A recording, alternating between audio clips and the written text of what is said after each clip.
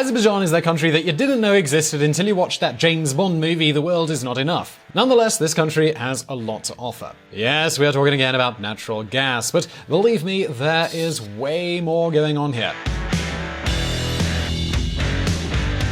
Vito Corleone used to say, family is an important matter, and they know this quite well in Azerbaijan. In fact, the Aliyev family means everything in that country. They control the country's politics and its economics with an iron fist. Nonetheless, when it comes to negotiating, they aren't so much into horse heads in beds, but rather caviar. Yep, you heard that right. The Aliyev family can be corrupt and repressive with their own citizens, but they know how to treat foreigners like rock stars. 5-star hotels, caviar, and all kinds of luxuries. Although if you're an EU official watching this video and you're planning on paying a visit to the Aliyev family, well, watch your step, because despite how it looks, Baku, Azerbaijan's capital, is not like Las Vegas. Indeed, what happens here will stay on a videotape forever. Anyway, doting on foreigners so much, Azerbaijan has managed to become a member of the Council of Europe, to participate in the Eurovision Song Contest, and to even play soccer in the European Cup. All of this despite the fact that they share a border with Iran. Yes, Azerbaijan is far from Europe, but they're Europe's best friend. And now you might wonder, why is this country so attractive? Well, it's not just the caviar. In fact, the Caspian Sea has many other interesting things. They have enormous oil reserves and also enormous gas reserves. And you remember who needs to diversify their gas supplies badly? Well, of course, that's the European Union. If you've watched the previous videos in this series about Russian gas, you know that Europe relies heavily on Russia. This is why, corrupted and authoritarian as they are in Azerbaijan, Brussels needs to do business with them. So now I can probably guess what you're thinking. Putin is not going to be happy with this, right? At the end of the day, Russia wants Europe to depend on their gas. So anytime they look for other providers, that's bad news for the Kremlin. But actually, the reality is, the opposite's true. As we said, the Aliyev family has turned diplomacy into an art form, and they know how to befriend everyone, including Putin. So the question now becomes, why is Baku so important to Moscow? How can Azerbaijan be Europe and Putin's friends at the same time? And, well, what does Ukraine have to do with any of this? Well, today we're going to answer all of these questions, but before we do, let's take a look back at the history.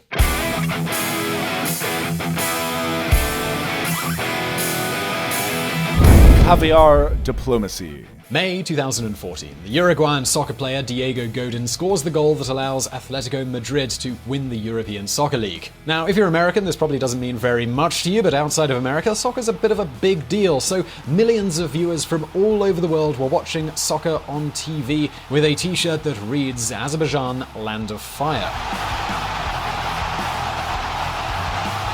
This was the case between the years of 2012 to 2015. So now you might be wondering, well, why did Azerbaijan spend 24 million euros to sponsor a soccer team in Spain? Maybe they were trying to promote tourism, but have you ever heard anyone say, "Oh yes, I'm going to Azerbaijan this holiday season, it's going to be lovely"?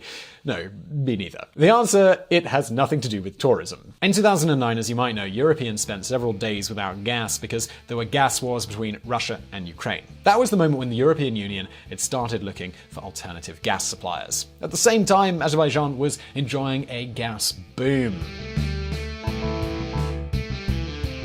In 2006, the Chardonnay's gas field began production, and this was a big gas field. It was so big that it could help Europe reduce their Russian dependency by 10%.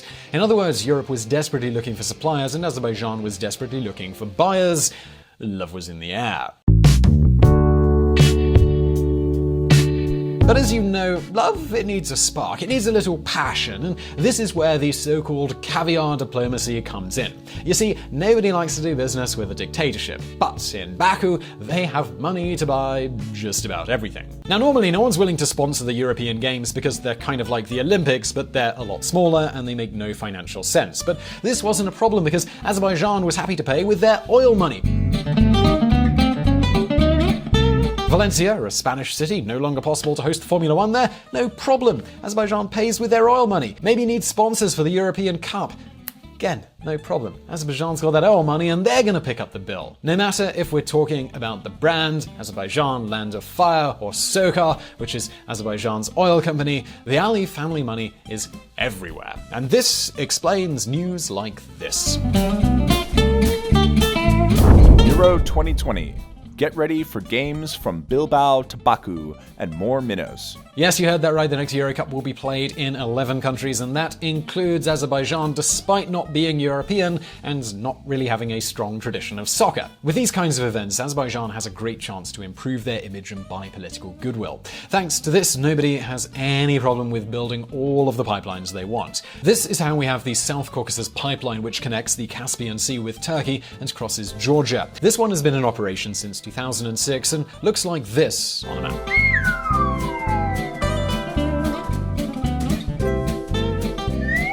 Yes, I know. The pipe kind of looks weird on the map, right? It looks like they were drunk when they were designing it. The reason why it's not a straight line is because Azerbaijan doesn't want to cross Armenia. The relationship between Armenia and Azerbaijan is even worse than the relationship between Russia and Ukraine. This is why they'd rather cross Georgia. And this is why Russia, who is more pro-Armenian, is not a good friend of the Aliyev family. But that's something we're going to talk about later. After this pipeline came the TANAP, which goes all the way down to Greece. The TANAP started operation this year, 2018. And the final project is the so-called TAP, which is expected to go all the way to Italy. Now the big question is, what does Putin think about all of this? Well, in the beginning, he was far from happy. In fact, he tried to stop Azeri gas from arriving in Italy at any cost. And how did he do this? Well, essentially he called up his Italian friends. Remember from previous video how Gerhard Schroeder is Putin's man in Berlin? Well, in Rome, he's got Beppe Grillo, the leader of the Five Stars movement, which is a populist party.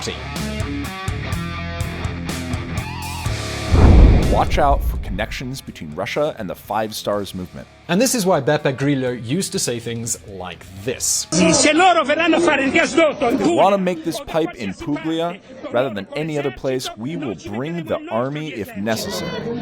Let's pause that right there. This declaration is from 2014, but we're making this video in 2018. 4 years is a pretty long time, so let's fast forward and see what's happened since then.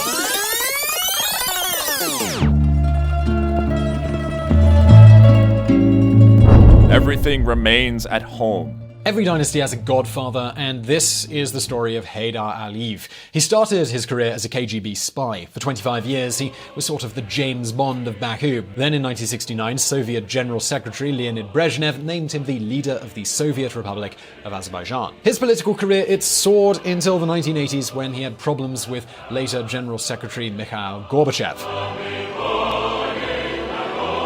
Then in 1991, Azerbaijan gained independence. In 2 years, Heydar Aliyev became the president with, pay attention here, 98.8% of the vote. Yes, this is the Azerbaijan style of democracy.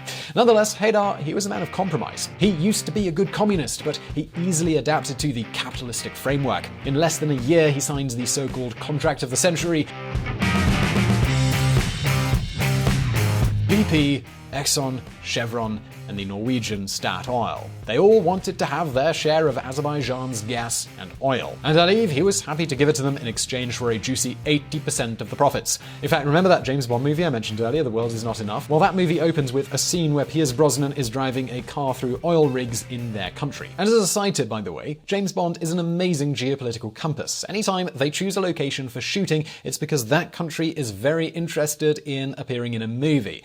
And if they're interested, it's usually for a reason. Alright, so let's get back to today's movie. Azerbaijan's economy skyrocketed. They had oil, they had gas, and they had caviar. The country grew, and so did its corruption. Everything remains in the family business. And as Vito Corleone used to say, a man who doesn't spend time with his family can never be a real man. So upon the death of the godfather, Heydar Aliyev, in 2003, his son Ilham inherited the business. This time, he won the elections with 75% of the vote. And yes, as you know by now, Azerbaijan's style of democracy is rather amusing. If you don't believe me, just look at this news. Oops. Azerbaijan released election results before voting had even started. In fact, Ilhan Aliyev doesn't even waste time pretending not to be corrupt. He changed the constitution so that he can run for elections as many times as he wants. The vice president of the country, that's also his wife, by the way, and he also changed the law that specified the age required to run for elections. Before, you had to be older than 35 to run for president, but his son is only 21, and you never know. And of course, anybody who speaks against the Aliyev family, they end up in jail. Meanwhile, they're getting richer and richer every year. Remember the Panama Papers? Well, one of the biggest clients of Mossack Fonseca was the Aliyevs. So, well, what do you do when you have as much money as you want? Well, you use it to make friends. Corruption inquiry at Council of Europe over Azerbaijan. Alright, so we still haven't answered the big question though. How did they manage to befriend Putin? Well, we're going to tell you right now. VisualPolitik. Michael Corleone used to say, keep your friends close but your enemies closer. If you remember, Vladimir Putin has two goals on his agenda. One is to sell gas to Europe and the other is to bypass Ukraine on the gas transit. After the gas wars, the Nord Stream 1 and Nord Stream 2 were built. These pipelines connect directly Russia and Germany through the Baltic Sea. But this isn't enough. If they want to isolate Ukraine forever, they need more pipes in the south. And that is harder than it looks. Look what happens when they tried the first time.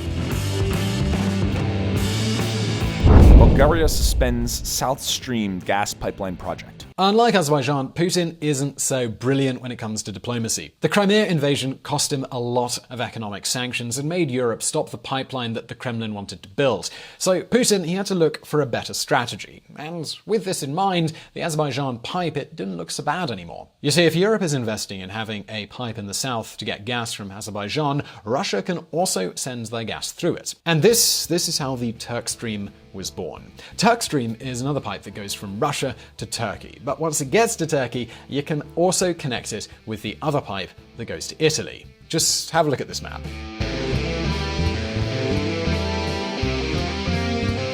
In other words, Russia's play goes as follows. They bring the gas to Turkey, from there it goes to Italy, so that the pipe that was originally designed to be for Azerbaijan's gas will carry Russian gas as well. In other words, the Aliyev family is no longer a threat to Putin, but actually an opportunity. And things have changed in Russia, and they've changed in Italy too. Remember how that Five Stars movement was completely against the TAP pipeline? Well, now the Five Star movement is one of the ruling parties in Italy, and, well, guess what they say now? Mayo. TAP is not strategic, but it is shielded. Meanwhile, there are two world leaders that have become really good friends. This looks like the ending to a Hollywood movie. The European Union is happy because now they can diversify their gas supply. Azerbaijan is happy too because now they're going to become enormously rich. Russia is happy as well because they can bypass Ukraine once and for all. Yes, everybody seems to be happy except for Ukraine. They most likely have a very, very dark future. So now I have a question for you. Do you think Europe will let Putin achieve his goals with Ukraine? Do you think the Aliyev family will keep running the country as a family business? What do you think will happen with Ukraine? Please leave your answer in the comment section below. We'd love to hear from you. Also, don't forget to visit reconsidermedia.com, the podcast that provided the vocals in this episode that were not mine. And if you like this video, don't forget that we publish brand new videos every week. So subscribe and hit that bell button and you won't miss any posts. And as always, I'll see you next time.